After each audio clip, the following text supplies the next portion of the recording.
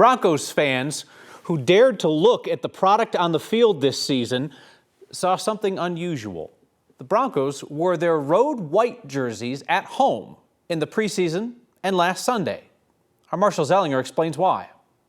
Okay, so I'm just pointing the sensor directly at the white portion of the jersey. There is one statistic that definitely does not appear on any NFL stat line. I'm getting a reading here of 72.5 degrees Fahrenheit on the white jersey. Through a thermal imaging camera, we can see how hot a jersey gets just sitting in the sun, let alone on a player in pads. As it calibrates, we're looking at 94.5. With garments, darker colors tend to absorb heat, lighter colors tend to reflect heat. Now would be a good time to explain why I asked for help from MSU Denver Exercise Science Associate Professor Tony Nunez. So about a 12-degree difference from the blue to the white. I am certain that the majority of the fans behind Pat Surtain are wearing orange, not the white jersey he and the rest of the team have worn at home for each game this year. A decision Coach Sean Payton explained in 8 words. If there's heat, then we're in a white jersey. I don't know if there's anything out there that specifically says in research that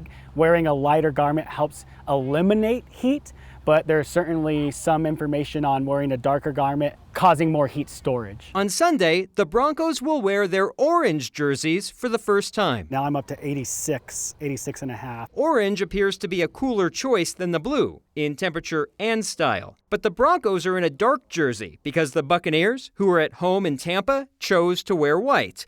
And that decision was made months before we knew it would be 90 degrees with a heat index approaching 100 degrees. The pads that the players are wearing are going to cause the heat to be stored more so than the jersey that they're wearing. The humidity is going to have a larger effect because the humidity, even though you sweat more, the sweat doesn't evaporate, and the whole evaporation of the sweat is what cools you. So your core temperature goes up, and then your ability to perform at 100% goes down.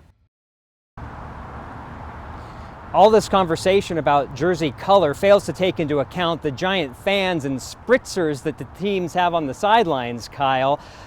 Also, as Nunez pointed out to me, a lot of the teams put the away sidelines on the side of the stadium that gets the sun the most. The Broncos do that. Our colleague Kevin Vaughn has a theory. The Dallas Cowboys traditionally wear white at home. Dan Reeves tried this for a minute in the 80s before he got overruled. Sean Payton did this with the Saints, and he's brought it here to Denver, though in the heat. Interesting. This whole thing is fascinating. I mean, goodness knows it didn't help them last weekend. They were pretty putrid, but I guess any edge is a good edge.